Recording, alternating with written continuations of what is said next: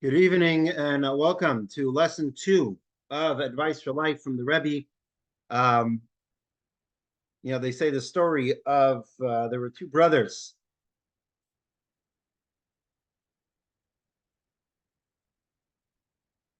One was a rabbi and the other was a janitor. And after their father passed away, they began to bitterly fight about the inheritance back and forth and back and forth. And finally, they end up in court. And in the courtroom, the rabbi gives an educated and pretty hearty appeal, talking about all of his accomplishments and who he is. And then his brother, the janitor, comes up and speaks, and the janitor says, "Look, if anyone has the right to be boastful, it's me, because look at my pedigree. I have a brother who's such a great rabbi. And what about my brother? What does he have to brag about that his brother's a janitor?" When it comes to families, when it comes to family issues, we know that there could present some problems and there could present some issues. But the common theme that we talk about when talking about family, when we talk about pedigree, when we talk about history, is we call it a family tree. And therefore, it's important to look at this metaphor because it isn't just a nice word to talk about the putting it down on paper and looking at Jenny or whatever other, family genealogical website we may be using, or putting it down on paper, but there's also a literal perfect metaphor within a tree. When we look at a tree, when we imagine a majestic tree, perhaps an oak tree, and we see it rooted in a lush forest, we see it a strong tree, we see a beautiful tree that can withstand any winds and all the seasons. We look at it and we say, what sustains the tree? What allows it to flourish? And that is its roots, its nourishing nutrients, abundance of water, perfect sunlight, and so on and so forth. And so just as a tree depends on these essential elements, a family thrives when it's cultivated with particular components that provide stability, that provide strength.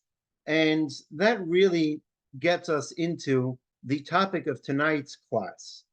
When we look at our family, when we think of families, and the reality is the topics that we're going to discuss tonight are not just about a literal family. It's also about that, but it's about any relationship that we have, whether it's a relationship with our spouse, with our children, with our siblings, with friends.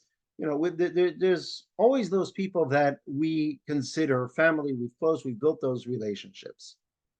And perhaps, as I mentioned as an introduction to the first lesson, some ideas that we'll present here may not be direct advice to us individually. To me, it may not be direct advice for me, but the reality is it gives us an understanding of the Torah's perspective of these important concepts, even if not directly related to me in my life. And by understanding these important concepts and topics, we can use those ideas in other areas of our lives and understand it on the general community and the world at large. And so the question really is, what are the important attitudes, behaviors, values that sustain a family, that fortify a family, that create a unified, harmonious feeling in a family? Just as there needs to be those ideas in a tree, we have those ideas within a family. And we each perhaps jot down on page 30, we can jot down some attitudes, some behaviors, some values that we feel sustain and fortify harmony within a family.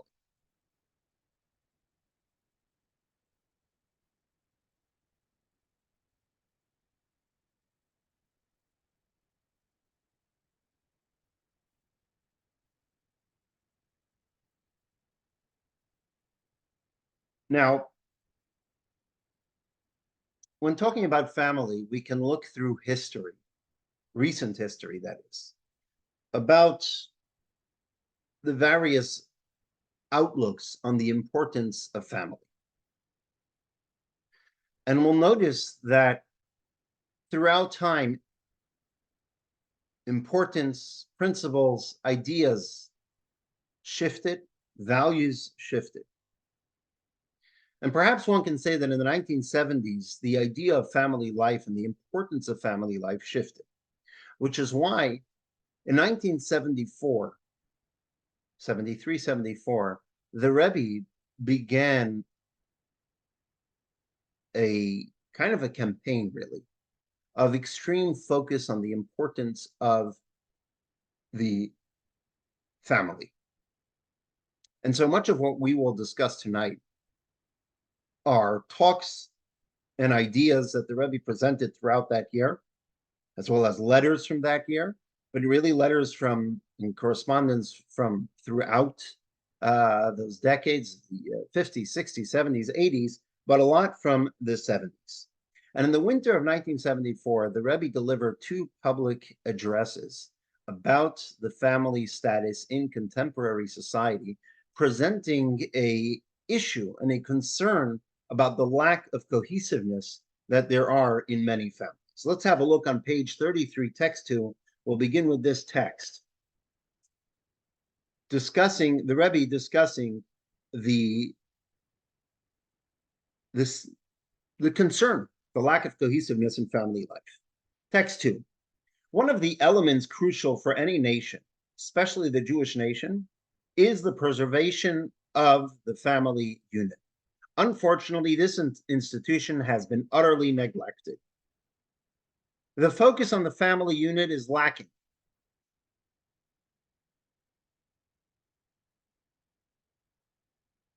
Somewhat or significantly, even among those who genuinely try to follow a Torah lifestyle. They set aside time for Torah study, fulfill mitzvahs meticulously, and even act with self-sacrifice to influence Jews who are spiritually disengaged. Yes, the father, the mother, the children are walking a single path, the path of Torah and mitzvahs. Nevertheless, they do not walk this path as a family. We readily observe the regrettable effects of the father, mother, sons, and daughters living in four distinct worlds. And so the issue that the Rebbe is presenting here is an issue that perhaps began earlier, but it was really very front and center beginning in the 70s, this idea that there isn't a cohesive family unit. And when the family isn't functioning as a cohesive unit, that leads to loneliness because there's lack of emotional support, that leads to added conflict and mistrust because there isn't proper communication between the family. And rather than treating each other as allies, as friends, as cohesive, as a cohesive unit, family members find themselves competing against each other, leading to resentment, emotional scars. And finally, on a religious level, and perhaps not just a religious level, but any values that a family represents and would like to pass on to the next generation, there's no transmission of those values because it isn't an efficient structure for transmitting values. It isn't an efficient structure for offering direction to the next generation when there is this lack of cohesion within a family. And perhaps that is a family, that is an issue that presents itself until today. And again, it's not just about the family unit, it's about friends, it's about acquaintances, it's about the greater Jewish family. And we can say there are multiple issues that led to that. And I'm going to name a few of those issues. Not necessarily are they bad in and of themselves, but perhaps the way they're presented, the way they have been presented throughout the ages, have led to negative outcomes, especially from everything together. And just to name a few of the issues that perhaps are certain elements that have contributed to the typical family failing to maintain cohesion. One idea is the emphasis on individual personal fulfillment. Now, individualism is important. We'll all agree to that, and everyone agrees to that. Individualism is important, yet when we place such a strong emphasis on individuality, on personal fulfillment, this focus can lead to a reduced commitment to maintaining close family bonds. Because if these bonds are perceived as unhelpful in me attaining my personal goal, or yet perhaps even worse, contradicting my personal goals, and obviously with such an immense focus on individuality, I'm going to let that family relationship slide by. And again, I'm not criticizing individualism, and I'm not saying it's a bad thing per se or destroy it, but perhaps this is one sociological reality that impacts a family cohesion. Another point that can impact a family cohesion is technology, social media. Technology back in the early days in the 50s, and even earlier, 40s and the 30s with radio, and then with television, or color television, and then with the internet and computers, and now smartphones and social media. Technology affects the family unit in multiple ways. It affects relationships in multiple ways. It affects relationships because we're physically present, but we're mentally absent. There isn't that idea of just sitting together and schmoozing because there's technology in place. We're engrossed in our devices. We're mentally and emotionally absent. And then there's the idea that social media portrays itself as something that can perhaps take the place of real relationships. And so technology, to a degree, has lessened the need, if we can use that term, for the family unit. Now, technology has many redeeming factors. We're using technology right now. Technology is a wonderful thing, but again, it's another sociological reality that has impact, can and has impact the family unit. And another idea, and again, not criticizing it, just pointing out a point with an overly focus, and that is the idea of motherhood. Generally speaking, and the Torah does place a tremendous emphasis on this idea, is, and historically, women were at home taking care of the family. There was an anchoring feeling to a home. Now, there are benefits to the fact that this is no longer the reality. The idea of two incomes can mean less economic pressure, that, equality and so on and so forth. There are definitely benefits from this, that this is no longer the fact, but it's also important to point out that there are some drawbacks.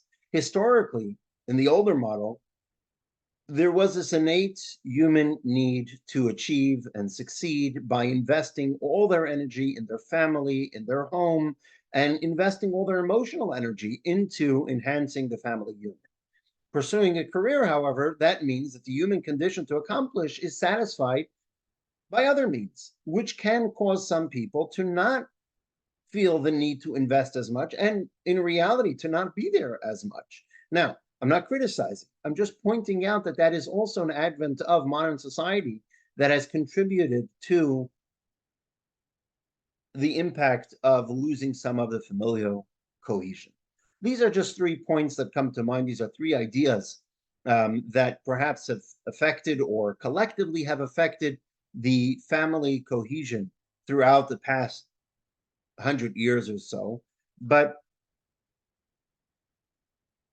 overall, I guess we can say the idea is that there are more things that are pulling us apart as a family unit versus things that are bringing us together. So in worst case scenarios, this can result in terrible family functions or a complete breakdown of the family unit. In less extreme cases, which perhaps in most cases is the situation, these societal trends, they weaken the family unity, which causes each family member to have their own distinct world. This is a problem that posed itself beginning perhaps in ancient times, but has been getting worse as it goes along. And now with this problem looming, and we can see perhaps this problem throughout our families, throughout our relationships, throughout people we know, throughout society as a whole, and it's a problem that people have mentioned to me many times. What do we do? What are we going to do? There's this situation, there's that situation. And perhaps a lot of it can be traced back to families. As a matter of fact, there are studies that have been done that there's a direct correlation between, there's a National Center on Addiction and Substance Abuse at Columbia University did a study of thousands of American families and have found a correlation between children having frequent dinners with their parents and a decreased risk of smoking, drinking, or using other drugs. I'm just going to read here quickly from a summary of the survey. Compared to teens who have frequent family dinners, 5 to 7 per week, those who have infrequent family dinners, fewer than 3 per week, are almost 4 times likelier to use tobacco, more than twice as likely to use alcohol, and 2.5 times likelier to use marijuana, and almost 4 times likelier to say they expect to try drugs in the future. And there are various other studies which have been done that clearly show this point. So this study that I just read obviously points to having family dinner as a correlation. But the question is, what does Torah say about this? What did the Rebbe advise people to do throughout the years? How's my internet connection? If you can put in the chat box if you hear me.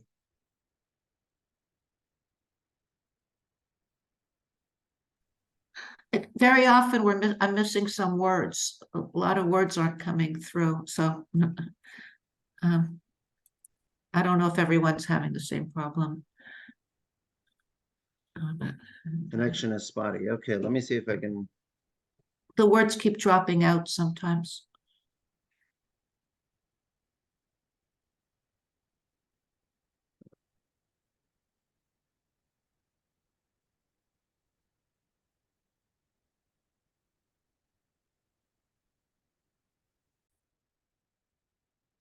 So what did the Rebbe advise us to do with these challenges? What did the Rebbe advise people to do throughout the years, throughout the decades of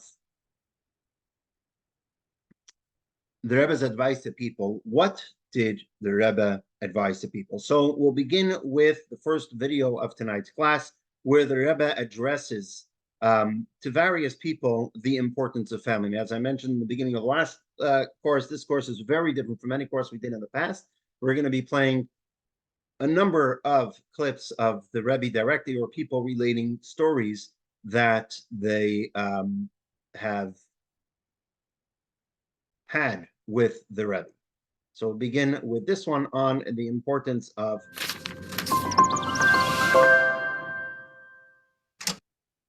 Rabbi Yitzhak Meir Gurari is mashpia of the Lubavitcher Yeshiva in Montreal. His father, Rabbi Zalman Gurari, was a devoted chassid and a financial supporter of the Rebbe's work. At a certain time, there was around Tafshi Yutes. My father did business in overseas with big rich people. Rashag, who was in charge of the yeshiva, asked my father that when he goes over there, he should take him along and introduce him to those people. He should be able to raise money for the yeshiva. My father says, okay, I'll do it on one condition. If you get the Rebbe to promise me that if we're successful, he'll give me a broche for whatever I ask for him. So he went to the Rebbe, and the Rebbe said, okay, made a deal. They came, so the Itake went with him, and they were very successful. When they came back, so my father told Rashag, no, so he went to the Rebbe, and the Rebbe said, okay, tell him to come in. So he came in, so he asked the Rebbe, what do you want? So the Rebbe asked him, what do you want? I told you, what do you want? My father then had a problem, a big business problem. So I'm proud, I don't know myself what. He needed a nest. And he wanted the Rebbe to give him a broche that he should have this nest. So the Rebbe said, you have a chance to ausbetten alles, was du willst. Die erste Sache betten, soll haben Nachas für Kinder. Die Kinder sollen sein, fromme Kinder sollen auswachsen, dass sie wieder bei ihm will. So my father says, was soll better das? I says, okay, they gave him a broche. I don't know if he gave him a broche for the business deal, that I don't know, but my father repeated this very often. I do remember sometimes, I don't know if it's transcribed, or I have such a recollection, that the Rebbe once by Fabrengen mentioned that the Nusach HaBroche, Bona Chayim Zoyne Reviche, that he uses. The Rebbe uses very often a Broche, Bona Chayim Zoyne Reviche. So it's with a diuk tafke, because Bonne, Nachas von children, is much more important than even gesund. And Panosa is the third. The Rebbetzin loved the Rebbe with all her heart. I mean, the Rebbe loved the Rebbetzin with all his heart. He always showed great concern for her. And he was always telling me, please go after this visit immediately to the Rebbetzin to reassure her that things are okay, because she's always so worried. And vice versa, the Rebbetzin just had such a great admiration and respect for her, man. The Rebbe cherished his private tea party with the Rebbetzin. The Rebbe said that he equates the importance of the tea party with his wife on a daily basis with the necessity to put on tefillin. Ça c'est ma nièce. Il faut la marier aussi. La prochaine venue, Don Postpone. Ça c'est mon directeur en Suisse, à la banque multicommerciale à Genève. ברוך בהצלחה. ברוך בהשיבה. אני בכל מאמא ש... Thank you very much. We are always good partners. I am very glad. Yeah. You can sell it is good for the fame of the bank, it is good when they see the director, yes, a happy family life. C'est le directeur pour faire happy family God life. Almighty Okay. bless you. Thank you very much. Thank you.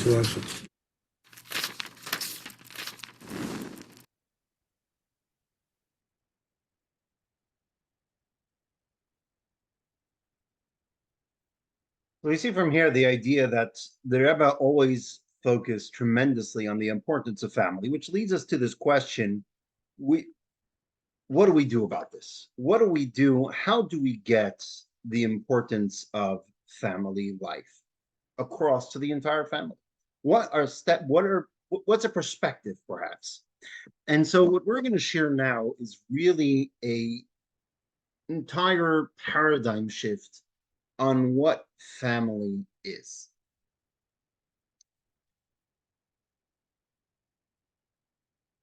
The Rebbe would constantly refer back to this idea that family is not something what fulfills my needs. In other words, it obviously does, but that's not the starting point. Family is the way through which we fulfill our purpose in this world. Being part of a family is how we fulfill our purpose in this world. It's how we get the feeling of fulfillment for ourselves is through being part of a family. And what do I mean? What I mean by that is as follows.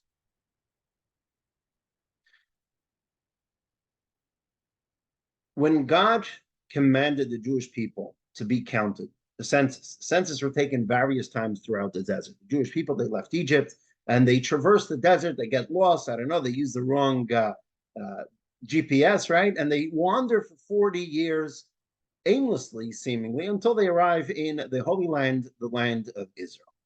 During that period of time of wandering the desert, we find that God repeatedly asks Moses for a census of the Jewish people. What was the purpose of that census? And how is that done? Right? God is all-knowing. If God is all-knowing, then he obviously knows how many Jews there are. What is the idea of counting the Jews? And in what format was it done? So let's have a look in text 3 on page 34.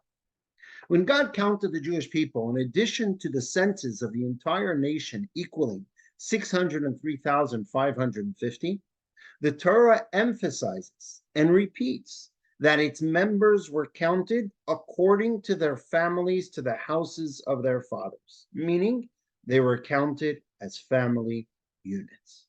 God knew exactly how many Jews there were, yet God counts them time and again because God cherishes the Jewish people. The commentaries explain, just as one who has many diamonds, right, likes counting their diamonds, someone who has a car collection, beloved car collection, or a watch collection, or any type of collection, right, it's cherished by them, it's beloved to them, and so they count it again and again, even though they know how many they have, and even though they know they haven't bought any new ones in the past half a year, yet they're going to count it again and go through each one again because it's cherished, it's beloved to them. And so God does the same thing for the Jewish people. Yet we find that God didn't just count the Jewish people, God counted the families. Why did God count the families as well? Because the families is how God expresses his love for the Jewish people. God also wishes to express his love for the Jewish families, because the family unit lies at the pinnacle of sanctity. In that same talk, a continuation from text 3, let's look at text 4. And the Rebbe underscores this idea a second time, the importance of the family unit in and of itself. Text 4, page 35. The Torah's mystical teaching strongly emphasized the importance of the family unit. The minimum requirement to fulfill the mitzvah to be fruitful and multiply is to give birth to a son and a daughter. Kabbalah and Chassidut explain that this is hinted at in the name of God, spelled with the letters Yud and Hey, followed by Vav and Hey. The Yud corresponds to the father, the Hey corresponds to the mother, the Vav alludes to the male child, and the final Hey to the daughter. A family with all four elements, mother, father, daughter, and son, is a complete representation of the divine name.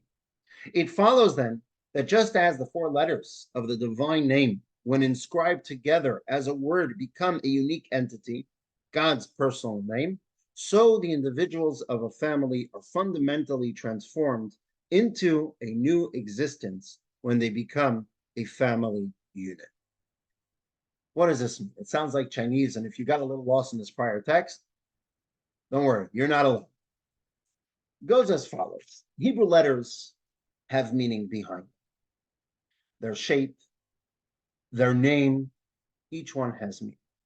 When you see a word that's comprised of a number of letters, it's not by chance that those are the letters that make up those sounds for that word, and so that's why there are these letters, as it is with any other language. It's by divine design that these are the letters. There is meaning behind these specific letters. And if it's like that by any Hebrew word, how much more so by the Tetragrammaton, the ultimate name of the divine, which is right here on the screen, the Yud, the Hey, the Vav, and the Hey. And it's such a holy name that we do not pronounce the name of God. This name is never pronounced. It was only pronounced in the temple on Yom Kippur by the high priest.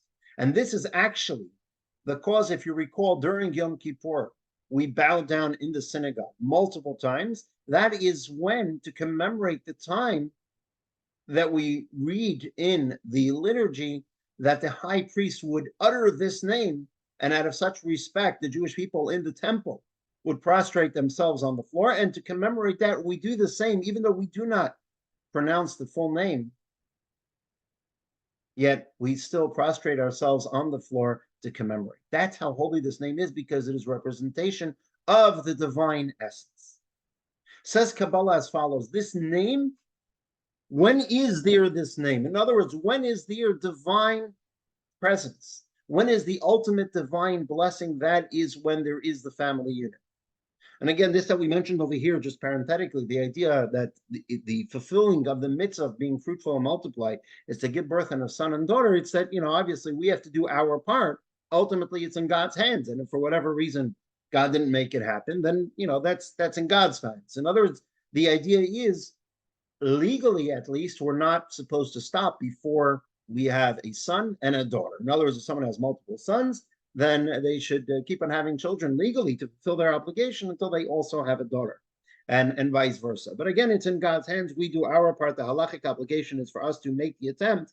The final result is in God's hands. Back to Kabbalah, the idea is, Kabbalah is saying as follows. When you look at the structure of the divine name, each letter has meaning. The first letter is Yud. What's the letter Yud? It's that first dot. It's the initial kernel is represented by the Yud, which is representative of, in the process of procreation, is what the male brings to the table in the process of procreation, the initial kernel of the child. What's the hay? The second letter, the hay has development. And it's the idea of developing that kernel into something complete, which is what the female contributes to the procreation, and that is the mother. Following that is the Hebrew letter Vav. What's the Hebrew letter Vav? The shape of the Vav, if you look at it, it's a line. The shape of the Vav is also number 6, which is representative of a Kabbalistic concept. For those who joined the Kabbalah class, it's the 6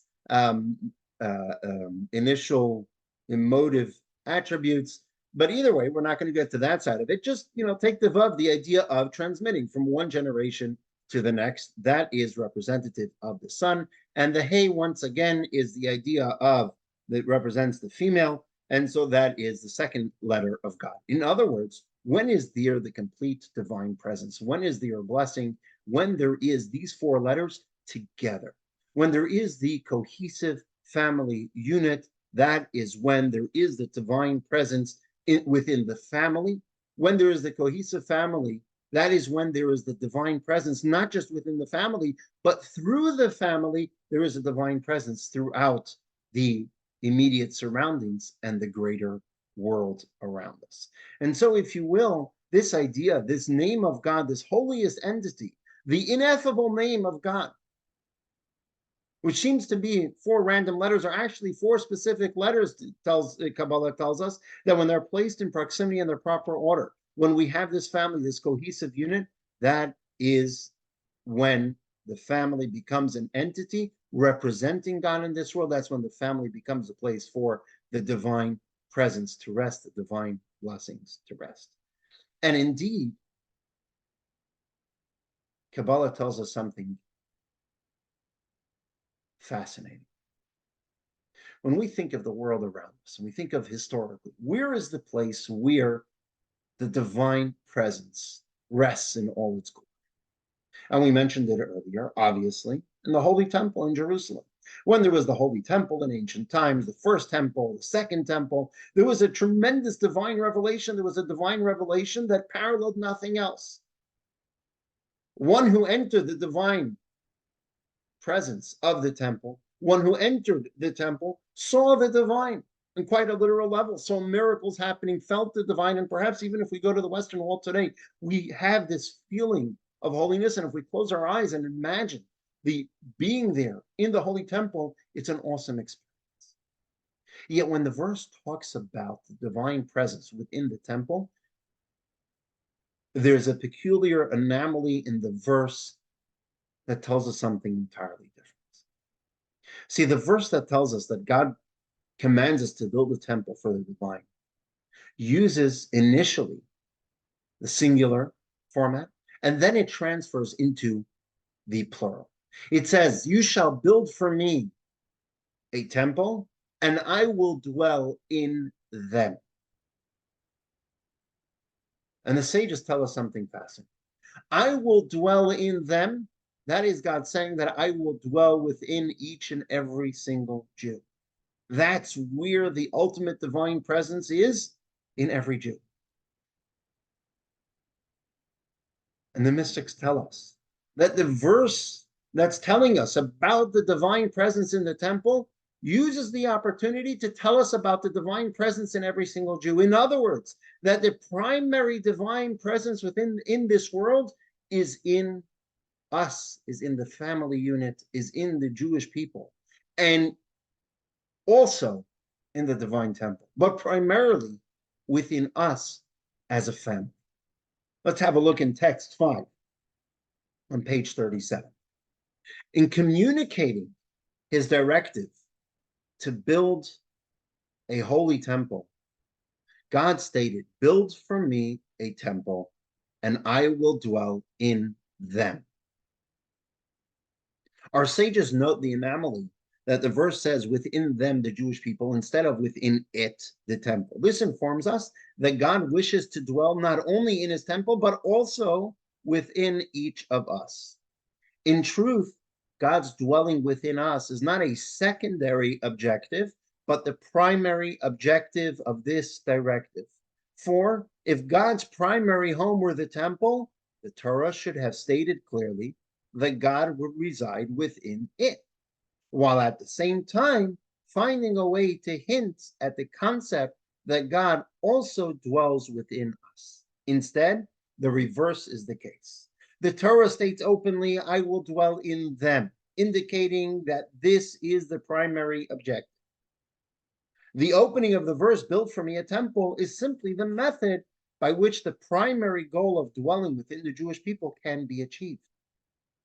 Where is the physical location of God's dwelling among us? In a home where father, mother, sister, and brother form a cohesive family unit. That's where it's at, says God. God created our world for a purpose, and this purpose is to create a dwelling place for the divine, to make a place where God feels comfortable. The purpose of all of creation is to bring the divine into creation. Where does that purpose revolves around us? It revolves around humanity transforming earth to become more habitable for the divine,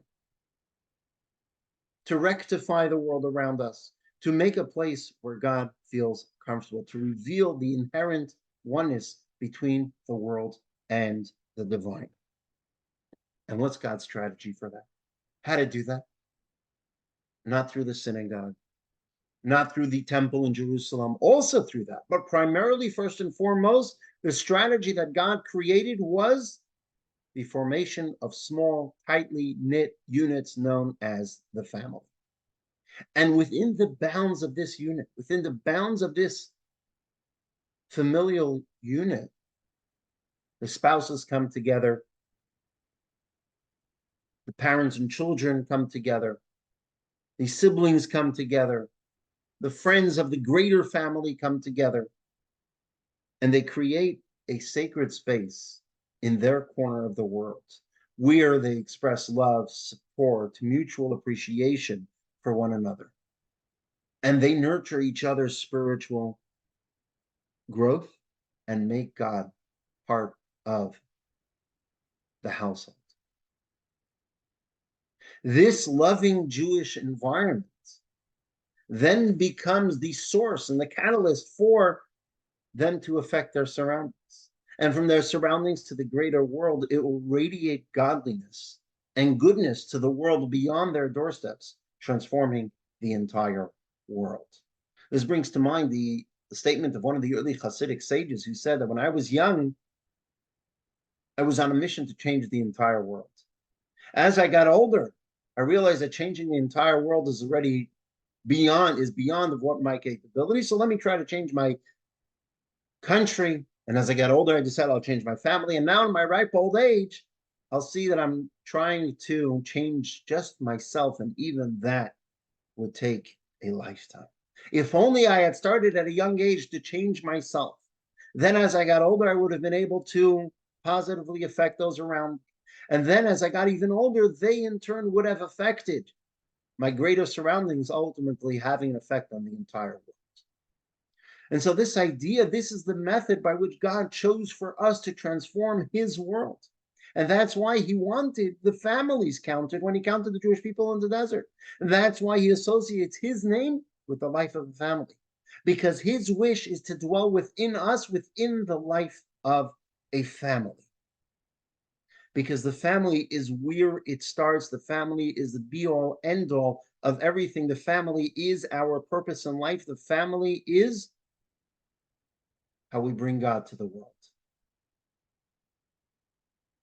And here's another clip underscoring and highlighting the importance of a family.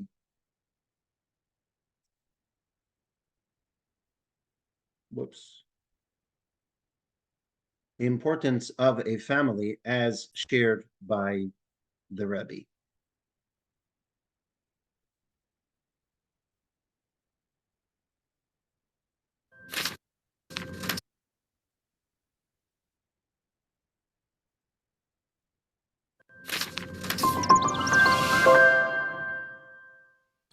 In 1970, Rabbi Nosson Gurari and his wife set out on shlichus, establishing the Chabad Student Center at State University of New York, Buffalo. On the first year after I was already in Buffalo, I went in with my late wife to the Rebbe, and the Rebbe gave tremendous brachas. Among the things that he said was that there should be a dira b'tachtonim in the city of Buffalo and all the communities around. But the Rebbe ended with these holy words that the nekuda hapnimius from Alts, which means all the things that he blessed till now, the nekuda hapnimius von Alts is chsidische nachas von the Kinder, which means that the Rebbe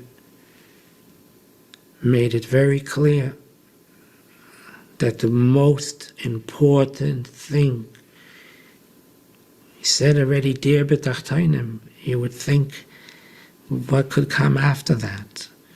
He specifically said, but the nekuda hapnimius von Alts is chassidische nachas von the Kinder.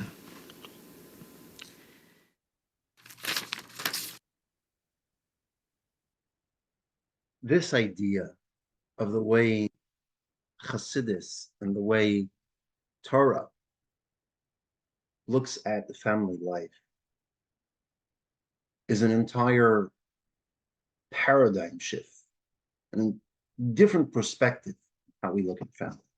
See, the ideas that we presented earlier, and perhaps many other ideas that pull the families apart nowadays, that pull us apart from our relationships, is when we look at family as, bluntly put, to a degree similar to a business.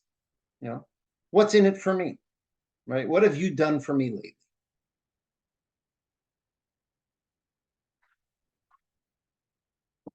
That question, that idea, what have you done for me lately, perhaps happens to, as children become teenagers, and teenagers like it looking at that. You know, what does the family give me that I can't get from my friends? What does the family give me that I can get from social media, from the computer, from all other types of interactions that I have? What is family? What's in it for me?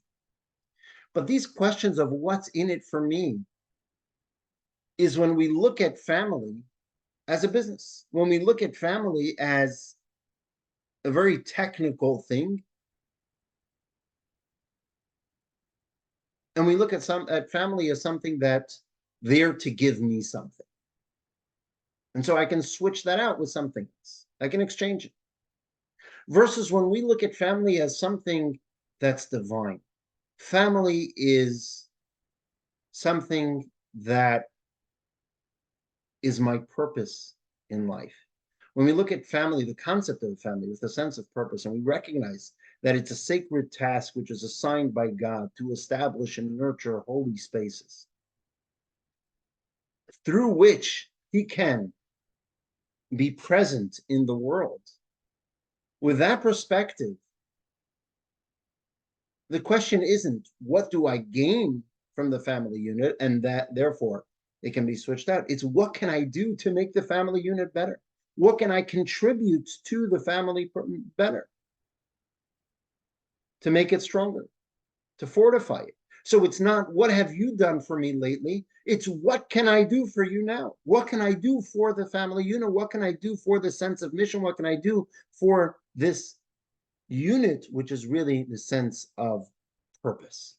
And we see that this idea of teaching the Torah's concept of the family as a response to family challenges, we see it echoing throughout much of the Rebbe's guidance to individuals seeking help in their family lives, whether it was spouses with children, parents with children, spouses with each other, cousins, even family and friends, a little more distant. We see that idea of it's not what can I gain, but rather, what can I do for the family? Let's have a look at text 6. This is a letter that the Rebbe penned in 5730. We don't have the exact date of the letter.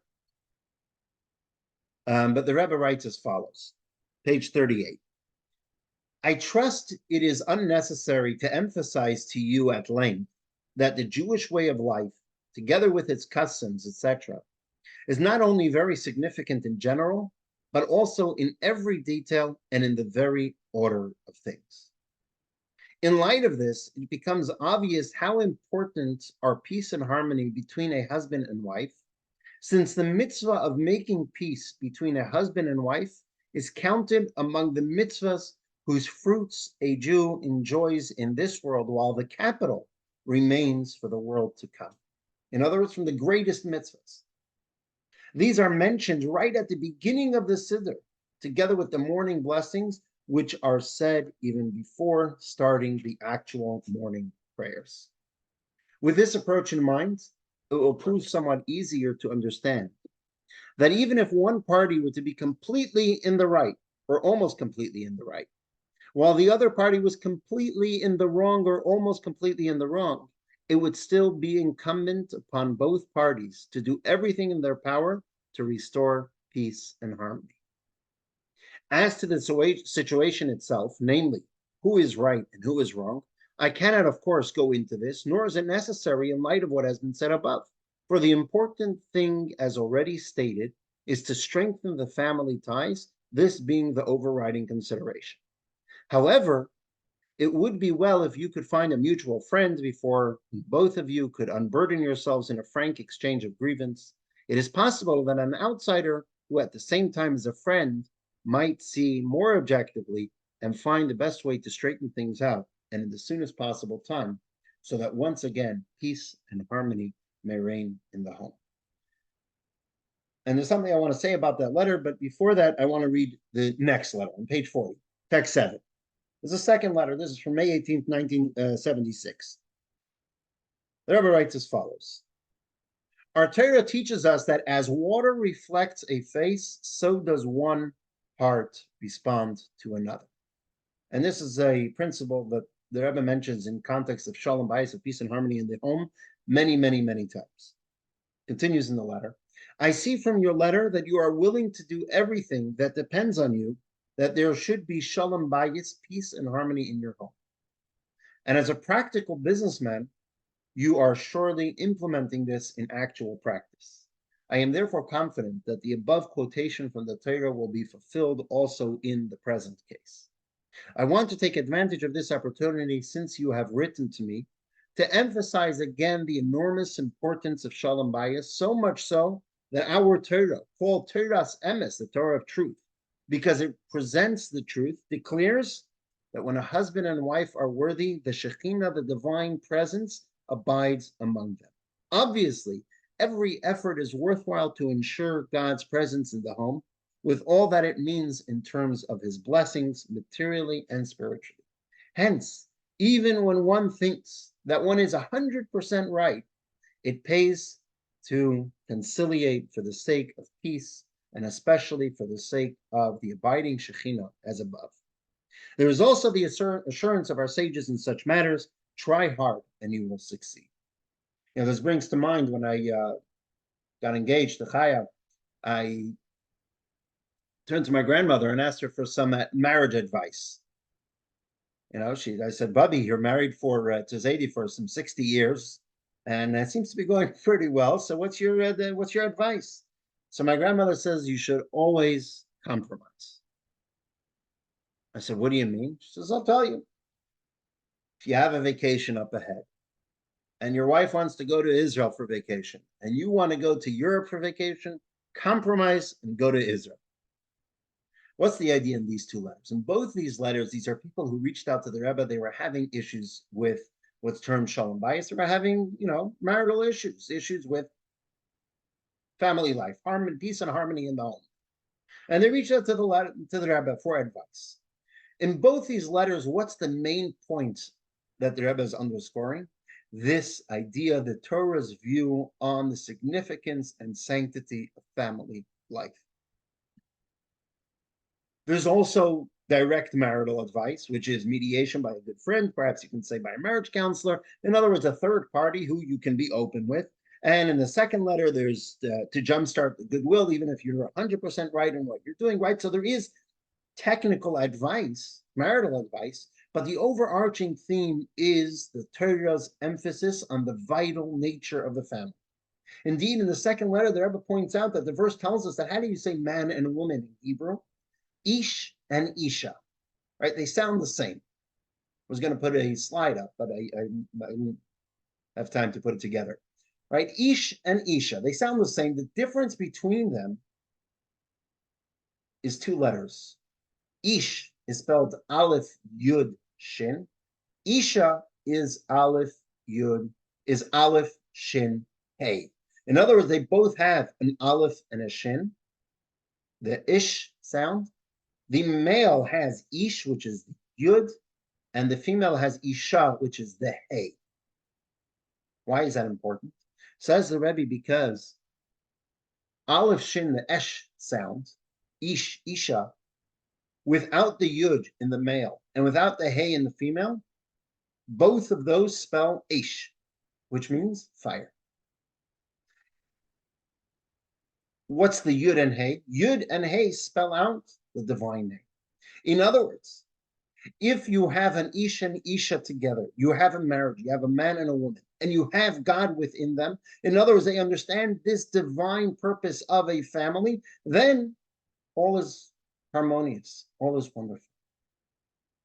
But if that foundation is missing, then Ish, it's going to go up in flames. If one is worthy, there is that harmony in between, then they merit that the divine presence in the word of the Rebbe abides among them. And this idea in the Kabbalist is not only about spouses, it's primarily about the family, but it's really in every relationship. We want the divine presence to rest, the blessings that come along with that, both material and spiritual blessings in any relationship. It needs to be with that overarching theme of Torah's theme, that what is the purpose of family? It's not only, or perhaps it's not for what can you do for me, it's what can I do for it. It's what the family unit does for bringing the divine presence into the world. And through that is how each individual part of the family gets its blessings. It's about the family unit fulfilling the purpose of creating a dwelling place for God in this world.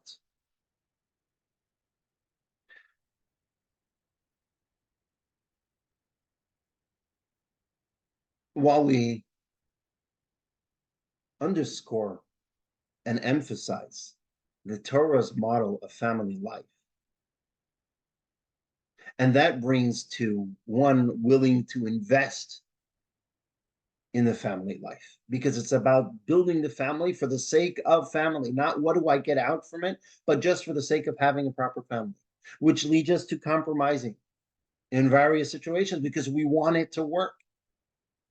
And as the Rebbe said in the next letter, which is, take the first step, even if you're 100% sure that the other party is wrong. But it's about making it work, and so do whatever it takes to make it work. Those ideas are very, perhaps lofty ideas. They're general. What's something tangible that really stresses this idea of the importance of family unit?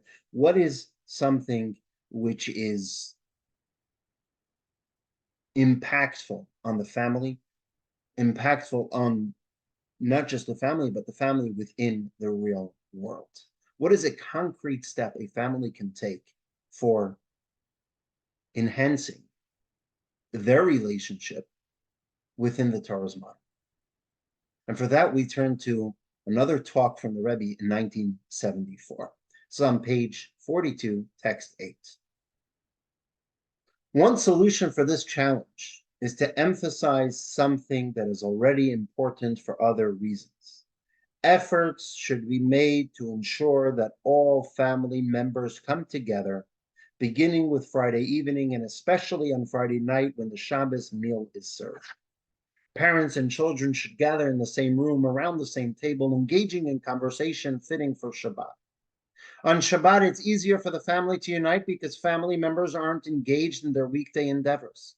When the family nurtures this unity on Shabbat, it will experience unity throughout the week. The factor that unites them, cultivated during the Shabbos meal, will prevail over their differing focus areas so that their differences only complement each other. Achieving such unity within the family is not likely to occur spontaneously because the importance of the family unit has been overlooked for several years. We must acknowledge that this area demands dedicated attention and effort. Fortunately, the Talmud assures us that diligent work will yield positive results. The Rebbe is sharing here is the idea that Shabbos is important in and of itself. In other words, there is a spiritual component of Shabbos. Shabbos is a commandment in the Torah. It's important to keep Shabbos because it's a mitzvah. It's one of the 613 commandments, and it's incumbent upon each Jew to keep each commandment. But the Rebbe is going perhaps deeper than that and broader than that. Let's put all of that aside, says the Rebbe. What does Shabbos do? Comes Friday afternoon, and the family knows that Friday afternoon is 100% family time. Friday evening comes sundown, just before sundown. Technology is turned off. Nobody's at work. Everyone is at home because that's what we do in this family. It's not so much a rule as much as it is just that's what we do. The mother, daughters light the Shabbat candles. Then there's the prayers. Then there's the family meal of everyone getting around. Kiddush is made. We make the blessings on the challah. And then everyone sits around the table enjoying good food, enjoying each other's company. There's no technology in sight, not even in one's pockets, not on the shelves nearby. It's gone. It's out of sight, out of mind. It's just focused with the family time there. What that does for the family is incomparable to anything else. That strengthens the family unit, and that strengthens the family unit through the Torah perspective, which is Shabbos. Shabbos is a mitzvah. But on a very literal level, the Friday night meal brings the family together like nothing else can do. It's not that we're making a rule Tuesday night dinners, the family has to be together because why Tuesday night? Would you know, everyone can start arguing. Wednesday night works for me. Friday night, every week, Shabbos dinner, everyone together. It's a special unity of the family. You know, we mentioned earlier, right in the beginning, from the get-go, we mentioned the statement from the Rebbe that this disunity can happen even in observant families. When there was a observant family that was having problems with the family, and they were having issues with different family members not being as involved as they should, not getting along as they should, and so on and so forth. And so they went to the Rebbe and they asked the Rebbe's advice. You know, they're observant, they're already keeping Shabbos, what should they do? So the Rebbe suggested that the parents make the Shabbos meal very special. They should invest extra time in figuring out how to make the Shabbos meal special. And so the mother thought about that idea, and she came up with one idea for her family. And she said, every member of the family, every child, will choose their favorite dish, and she'll make that dish. And that's what she did. The mother invested time. The father prepared ideas to share with his children on their level. Every child was able to contribute their part in participating in that meal. And that first Friday night, it was a different home and a different Shabbos. The father didn't fall asleep. The mother wasn't stressed out. The children all felt a part of it. And one of the children, the oldest of the children, called the sibling after Shabbos. And there was this one sibling who never partook in the Shabbos meal. Wasn't interested in being part of the family. Wasn't interested in being part of observance. And after a few weeks of this investment of the parents into the family Shabbos dinner, this child one of the children who were at home called the brother who didn't come home and said, you wouldn't believe it. Shabbos at our home the past few weeks has been transformed. Tati, father, doesn't fall asleep at the table. He cares. He listens to what we're talking about. And mommy makes our favorite dishes. And it adds such a beautiful feeling to the family. And this child came back and ultimately returned to being a part of that family. And the kid wanted to reconnect himself to that family. Shabbos in the family is something like nothing else. And especially nowadays with the distractions of technology, Shabbos does something that nothing else could. Not even the 25 hours of Shabbos being disconnected, but even that first Friday night. Even if we start, obviously we can start everything to all at once, but to start just with the Friday night, just a few hours. No technology. It's off, it's out of the question. It changes something drastically. And as a matter of fact, the family here in Mar Vista, a few years ago, the family shared with me, parents shared with me that they want to strengthen their Judaism and they'd like to start with something. And based on this idea that the Rebbe I shared with them this idea that perhaps they should start with Friday night. They have a family, young children, they should turn off their technology, even if they'll turn it back on, at midnight, even they'll turn it back on Saturday morning. I'm not getting involved. But start with Friday night. Start with the mother lighting the Shabbos candles, the mother and daughters lighting the Shabbos candles, and the father singing some of the traditional Shabbos songs, making the Kiddush, having the challah, having that sit-down meal entirely without distractions. And they shared with me after a few weeks that was perhaps the best thing they did for the family unit. Until today, they've actually started keeping a lot more of Shabbos, not just the Friday night. This idea, starting with this from the Torah's perspective, gives us a better chance to cultivate a harmonious, tight-knit family. And so that is the first thing that perhaps can strengthen us and strengthen our family unit.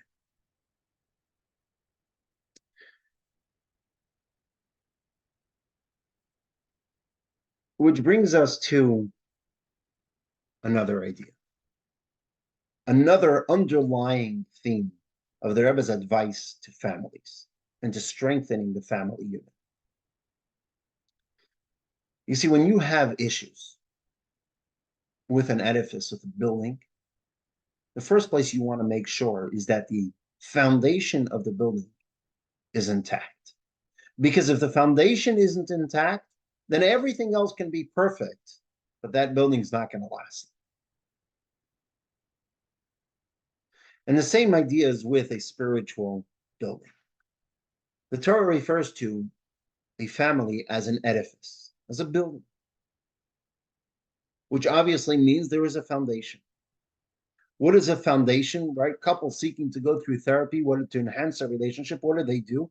First and foremost, are going to thoroughly evaluate their life to make sure that the essential components of a healthy partnership, of a healthy relationship, are in place, right? Whether it's gratitude, attentive listening, respect, quality time, and so on and so forth, all the important components of the foundation of a relationship. In a similar vein, the Rebbe would constantly guide people to double check and triple check that the spiritual foundation of this edifice was intact. Let's take a look at text 9, page 44. A letter from the Rebbe to a bride and groom who wrote to the Rebbe for a blessing for their upcoming marriage. This is a letter from August of 1951. And the Rebbe writes as follows. I have learned with pleasure of your forthcoming marriage. I send you and your bride my blessings of Mazel Tov, Mazel Tov.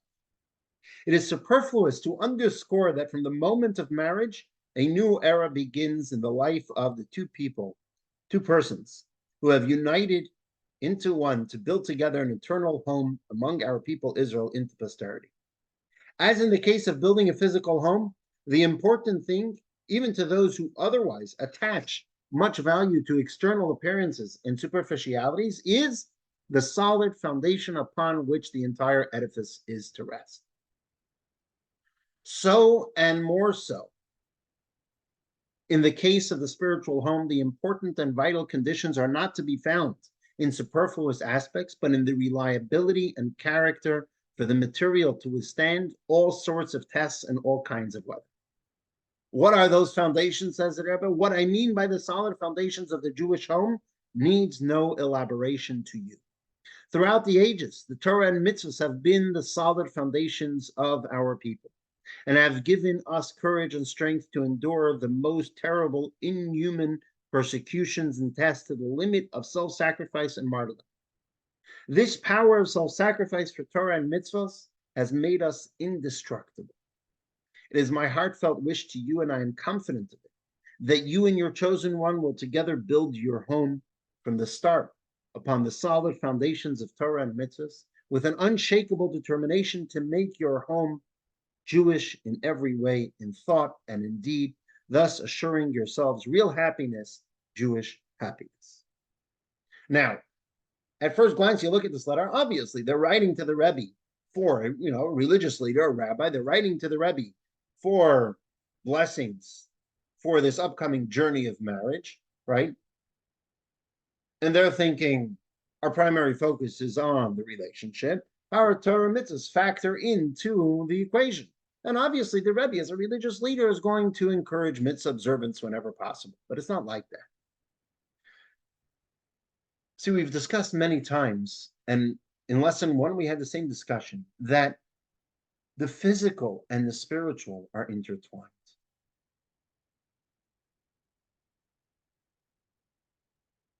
The physical and the spiritual, there's no divide between them.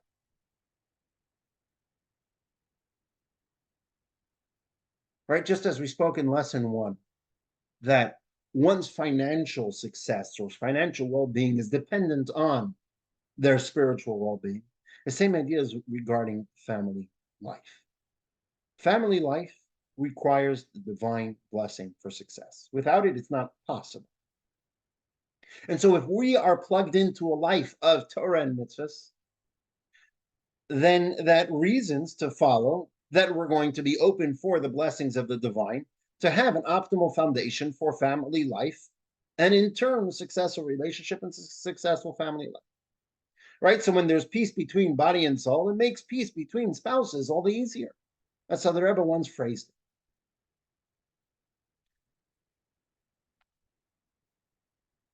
And there's a psychological explanation to that as well. You see, because if the family, right, how do we have relationships? We find points of connection. We find things that, values that we share, ideas that we share, right? So we need to find points of connection, points, all right, of needs. If I have a need, then the other family member fills that need, and that strengthens the relationship. We fill each other's needs. But if a relationship is founded solely on the fulfillment of needs, whether it's basic needs or advanced needs, now what happens is that each member becomes self-focused, and the more self-focused they become, the more their needs there's room for their needs to clash, for their needs and desires to clash, which now can sow the seeds for conflict and for disharmony. And so now it's important that our relationship is not tethered to our needs alone, but rather it has to be tethered to something more unifying. And what is that? It's not about me. It's about the greater goal. When we have a Torah foundation, that is a connection that's beyond the members of the relationship, and it's something that permeates every aspect of life. And so perhaps if one member of the relationship is involved in baseball, and the other member of the relationship is involved in video games, right? So now each one is in their own world with their own needs, with their own time, with their own understanding of life. But if the underlying foundation of that relationship is the Torah and mitzvahs of then Torah and mitzvahs permeates each way. They can find ways that Torah and mitzvahs permeate, and the divine permeates their own hobbies. They can find common ground in any area in life. It's a common thread throughout everything in their lives when it's focused on the divine. Now, strengthening our foundation of Torah and mitzvahs is a tall order. There's 613 of them. Where do I start? If I wasn't raised with them, I'm really behind. So am I doomed? Is any relationship I try to get involved in, is that doomed, especially in a family relationship? I want to strengthen my relationship between me and my spouse. I want to strengthen my relationship between me and my children or my parents. I want to strengthen my relationship. Any relationship we want to strengthen, obviously, we're always looking to strengthen relationships in our home and our surroundings. If Torah and mitzvahs is a foundation, my foundation perhaps isn't as strong as it should be. Where do I start? And that's why back to 1974, the Rebbe addressed this topic of family at length, like we mentioned, and the Rebbe introduced 7 home-based campaigns, which is a good place to start. Have a look on page 46, and perhaps you can study them a little at length at a later time, but we'll just run through them. The first one is a charity box. That every home should have a charity box. It should be placed in a prominent place. The Rebbe even suggested that it should be nailed into the wall in the kitchen, because that's where the sustenance from the home comes, and that's when it will be front and center, and it should be something regularly that everyone does.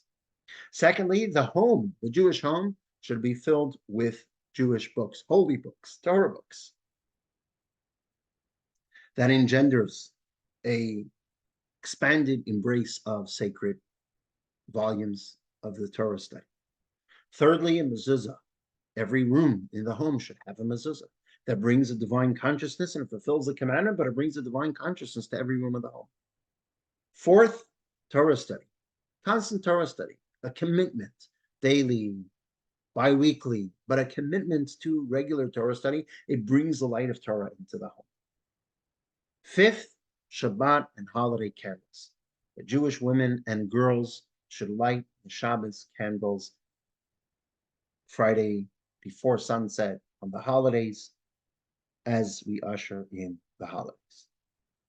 Number 6 was kosher. To eat kosher food at home, to eat kosher food outside of the home, to strengthen, obviously, again, not all at the same time, but to strengthen our commitment to eating a kosher diet. And finally, family purity, that Jewish married couples, the women should observe, the Jewish married couples should observe the marital laws, women should use the mikvah.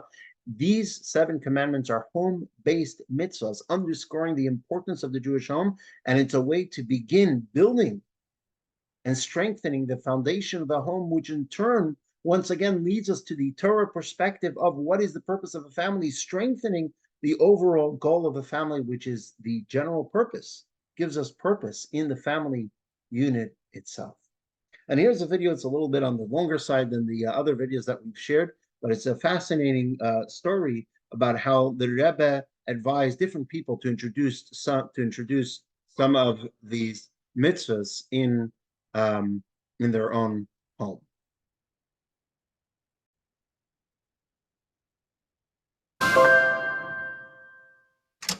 In the late 1970s, Charles Ramat had a number of audiences with the Rebbe. During one of these meetings, he asked the Rebbe about something he was struggling with. I told him, Rebbe, I'm having a crisis of faith. I really do not believe. I love Judaism. I love a lot of the rituals, but for me, they're nostalgic.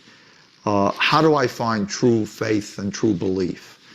And it's almost like we had philosophic discussions, but they were the things that were really bothering me more than should I invest in this property or should I invest in that property. And the Rebbe's responses were absolutely deep and incredible. And they were tailor-made to me. It wasn't a system that he said, you have to go into this system and you will be better. He really, I felt, was speaking to what would work for me. And he asked me, do you keep kashrut? And I said, no. Which, by the way, took a lot of guts to sit in front of the Rebbe and say that. It was actually a terrifying moment. But, you know, my relationship was based on total honesty. How could you lie to the Rebbe? He says, do you put on tefillin every day? I said, no. He said, so I'm going to ask you to do one thing. If I ask you to do one thing without any precondition, will you do it? I said, yes. Anything you ask me, I promise you I will do it. He says, will you and your wife agree to light Shabbat candles every Friday night while you're married? I said, done. And we weren't at that point. We have never missed in half a century lighting Shabbat candles. My children, when they grew up, even though they went to secular schools, Friday night and Shabbat, not the day of Shabbat, but Friday night was sacrosanct. Nobody went out. When my kids were teenagers, no parties. I had all kinds of business meetings, dinner invitations, fun things to go do. Friday night is Shabbat, we're home. We never missed lighting the candles. And I would say that simple mitzvah, which is one out of, 500 that I'm not doing, has kept my family on a Jewish path throughout our lives. Shmuel Abramson works in special education and lives in Monsey, New York. As a college student in the mid-1970s, he decided to reconnect to his Jewish heritage. When I later transferred out of my school because I became interested in, finding the right path, and at one time I was going to come to yeshiva in Crown Heights, and to the last minute I backed out. I was confused. I didn't know what to do. I ended up going to Yeshiva University. It was there that I met my wife, and my wife had come from a modern Orthodox family, and we started seeing each other and growing together. When we eventually became engaged, we scheduled an appointment with the Rebbe. Now, I didn't know how it worked. I was told, put your name down on a piece of paper, put your mother's name down, that we're just going to give the Rebbe that, and the Rebbe's going to give us a blessing, that's it. But I didn't want to miss the opportunity. So, some of the details I don't remember exactly, but I remember that I took 2 pieces of paper. And one I wrote, I figured that the Gebayim, the secretary, is going to collect one and give it to the Rebbe, but I wrote on another one, Rebbe, I'd like to ask you some questions. We came in, the Rebbe looked at me, the Rebbe looked at the piece of paper, and he said, you'd like to ask me some questions?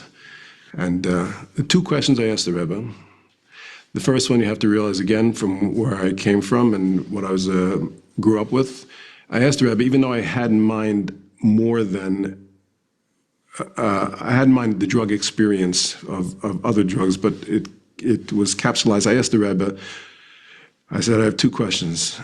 One, is marijuana a legitimate means to religious consciousness? Okay. And the second question was, I said, how do I and my Kala achieve compatibility? I said these words, I said, my lifestyle in the past was beyond her wildest nightmares. And how do we achieve compatibility? So the Rebbe looked at me, and then he said, are these your only 2 questions? And I said, yes. And he gave a big smile, looked at both of us, and he said, then you're going to be a very happy couple. And when the Rebbe said that, I felt like the whole room breathed a sigh of relief. I felt totally relaxed after that. The smile was a smile that lit up the room. And by the Rebbe saying that, by the way, that you're going to be a very happy couple, Lian Hara, after 36 years, that's rang true, rings true. The Rebbe answered the first question first that I asked, and the second question second. And he said in the realm of the compatibility question, he says, we need to have a common goal. He says, my goal, he said to me, is to strengthen my wife in Torah and mitzvahs. Her goal is to strengthen me in Torah and mitzvahs. And he said, and we should learn together. He suggested at that time, because of my lack of background at the time, we should learn Kitzur Shulchan Aruch, he said, and he said he believes that it's in English, we could learn it in English, we should learn together. And he said, then when we take this common goal of fortifying each other, and we have children, we'll be able to communicate and give our goal over to the child in Torah and mitzvahs. And he says all the differences will become dissipated in that common goal. Mrs. Rachel Fogelman and her husband have been shluchim in Worcester, Massachusetts since 1947. I would speak, and I organized groups of not women that belonged to the yeshiva, women that were outside of the yeshiva, outside of the fringe of our sphere. And I spoke, and they always asked me to do book reviews. And whenever I did a book review, no matter what the book, I always brought in something about Yiddishkeit and used the book review as a vehicle to speak about Torah and Yiddishkeit and to draw them closer. We went in for Yechidus, and the Rebbe just greeted us so beautifully and so warmly. And my husband mentioned to the Rebbe that the following week I was going to speak at the temple, and I was going to do a book review on The Chosen, Chaim Potok. The Rebbe looked at me, and he looked at me in the way that only the Rebbe could look at someone, with a deep perception, with a knowledgeable, otherworldly perception. And he looked and he said, "Mevet sich zuhören zu dir." They're going to listen to you. And then the Rebbe said, "Speak about Taras HaMishpacha." Well, I was taken aback. I would love to speak about Taras HaMishpacha, but this book, The Chosen, is a book about boys, about the relationship of a son and his father. And I thought, how am I going to bring that and speak about Taras HaMishpacha? But the Rebbe said, speak about Taras HaMishpacha. There was no question. That's what I had to do. When I came to the temple that morning that I had to speak, we met in a room downstairs that the temple people used for their small minyanim, if someone had to say Kaddish or whatever. And the room soon filled up. It filled up so quickly that the chairman of the event, the chair lady, said, "Well, we'll go upstairs to the main sanctuary." Now, the main sanctuary in the temple is a very large room. It must hold about 1,000 people. It's huge. And pretty soon, the room began to fill up and fill up more and more until there was standing room in the back, and women were standing there. And so I thought, okay, I'm going to do this. And I started out with a book by Chaim Potok. I described the scene, what it meant, and then I mentioned, did you notice that there are no women in this book? Did you notice that the father's wife is not mentioned? The son's mother is not brought to light? And there's no relationship between men and women. The reason there's no relationship in this book, because to touch upon it would require a book in itself. The relationship between men and women in Jewish life is holy and precious, and it is based on Taras HaMishpacha. And I went on from there, and I explained what Taras HaMishpacha was, what it meant to us, and why it was a flaw in the book, and a flaw in most Jewish lives because people are unaware of it. The audience was electrified. People called me up, women called me up, "Where is the mikveh that you spoke of?" There was an old mikveh on the east side that was used by very few women. It was in such a decrepit old building. So what we knew, we needed a new building, and this started a campaign for a new mikveh building. That was how it began, and ultimately we built a mikveh here in Worcester. We have to realize that koiches pnimium, inner strengths that the Eibishter gives us, is what the Rebbe sees in us all the time. And he strengthens us in such a way and directs us in such a way that those koiches pnimium are brought to a fruition that they have positive and actual results in reality.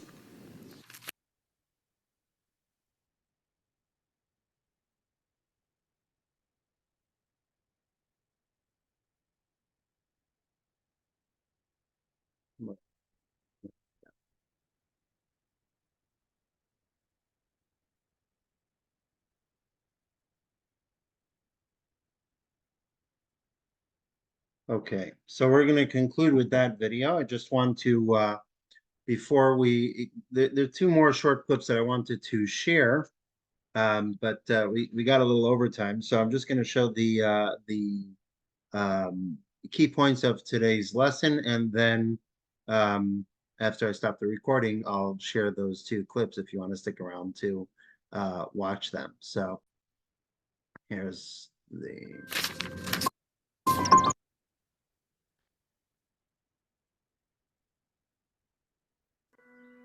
Lesson 2. Family Bliss. 1. There is always room for improvement in all matters of goodness and holiness. Accordingly, we can all continually enhance our family relationships. 2. The Torah places great importance on family life and praises its virtues. By allowing God's presence into our families, we ultimately repair the entire world. 3. If we approach the family with a needs-based mindset, we might find justification to invest less into it, leading to weaker family bonds. By contrast, when we appreciate the Torah's view of the family, we are motivated to invest more and strengthen it. 4. To foster greater family cohesion, the Rebbe recommended that all Jewish families re-embrace the Torah tradition of celebrating the Shabbat meal together on Friday nights. 5.